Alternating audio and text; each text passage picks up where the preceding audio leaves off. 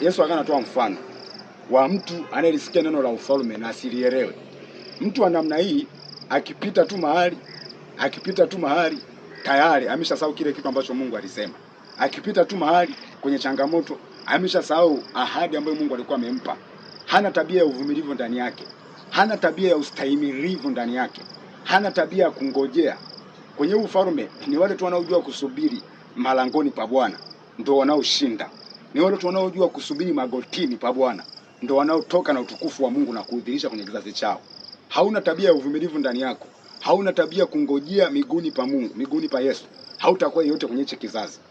Watu wengi leo wanajishughulisha na mambo mengi kule na kule. Kwa nini? Wamekosa tabia ya uvumilivu ya kukaa magotini na kungojea kwa Bwana. Tunaona kitu cha ajabu. Ule mstari wa 21 ndio hasa umenishangaza. Anasema, lakini kwa sababu hana mizizi ndani yake, hudumu kwa muda. Ikitokea tu dhiki kwa ajili ya lile neno, mara uchukizwe. Hapo tunapata siri. Kila neno utakalolisikia lazima lijaribiwe. Every prophecy, kila unabii utakaoupata lazima ujaribiwe. Lazima ujaribiwe. Na mkini Mungu amekupa neno kabisa. Ni Mungu kabisa amezungumza kwamba mwanangu nitakuinua. Na baada ya unabii, ghafla unaanza kupitia changamoto. Je, utakapoanza kupitia changamoto, unasahau mpaka uweza wa Mungu?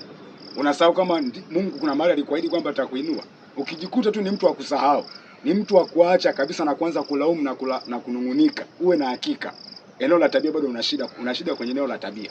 Bado ni lazima ifike mahali uwe na imani na Mungu kwa kiwango ambacho Mungu akisema jambo, haijalishi nini kinatokea mbele.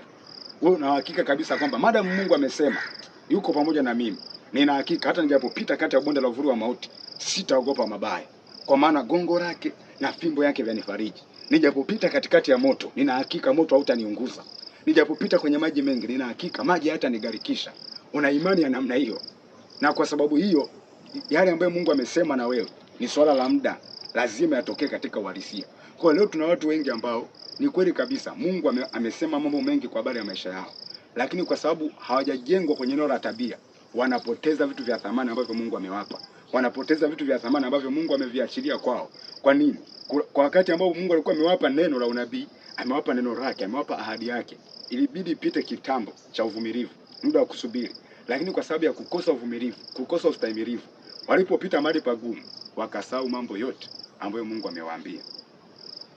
Naomba nikusomee mstari wa 21 tena. Lakini kwa sababu hana mizizi ndani yake, bali hudumu kwa muda, ikitokea tu dhiki ama udhia kwa ajili ya lile neno, huyu mtu huwa anachukizwa. Naomba nikusomee English version, Message Bible. Inasema hivi: but there is no soil of character, and so when the emotion fade away and some difficult arrive, there is nothing to show for it. Unaona hichi kitu? Version ya Kiingereza inasema kwamba but because there is no soil of character, na zile hisia ama mihemko ambayo alikuwa nayo wakati analipokea lile neno ikishaisha, kwa sababu ndani yake hana udongo wa tabia. Inasema soil of character kwa sababu hana udongo wa tabia. Ni kweli kabisa alipokea neno kutoka kwa Mungu. Ni kweli kabisa ni wakati wake wa kwenda kwenye majira mapya, kwenda kwenye hatua mpya. Lakini tu kwa sababu ndani ya moyo wake hakuna soil of character, hakuna tabia, hakuna udongo wa tabia, huyu mtu hata kama alipokea neno kutoka kwa Mungu, maana yake hili neno haliwezi kuzaa chochote kwenye maisha yake. Kwa nini? Udongo wa moyo wake, udongo wa tabia yake hauruhusu chochote kukua. Nijifunza siri kubwa sana hapa. Kwa hiyo kumbe mioyo yetu, it is a soil of character. It is a soil of character.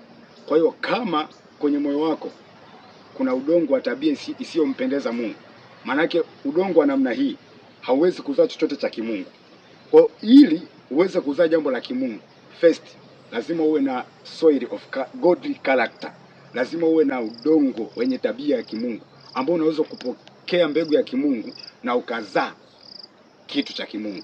Kwa hiyo watu wengi leo wana nabii nyingi kwenye maisha zao hazijatimia. Si kwamba muda wa kutimia hujafika, muda wa kutimia mwingine umefika kabisa.